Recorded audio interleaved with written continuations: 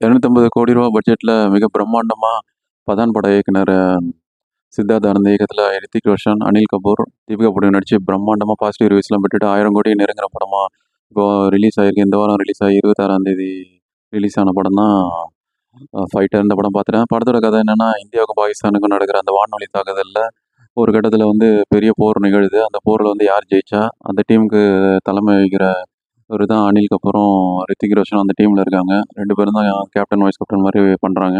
இதுல என்ன நடந்ததுன்னு பரபரப்பா சொல்றது தான் பேலன்ஸ் ஆரம்பிச்சுக்குது. இப்போ ப்ளஸ்ன்னு பார்த்தா படத்துல சிஜி எஃபெக்ட்ஸ்லாம் வேற லெவல்ல இருக்கு. ஆங்கில படங்களான டாப் கன் மாவரிக் மாரி லெவலான ஒரு நல்ல ஒரு இது இருக்கு. ஃபைட்லாம் வேற லெவல்ல இருக்கு.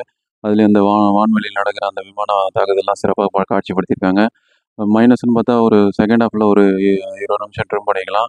ஒரு ரொமான்ஸ் போர்ஷன் அதிகப்படுத்தியிருக்கலாம். மொத்தத்துல இது ஃபேமிலியோட பார்க்கக்கூடிய நல்ல படம் இது. 250 கோடி பட்ஜெட்டு, சிறப்பான காட்சிப்படுத்தல்.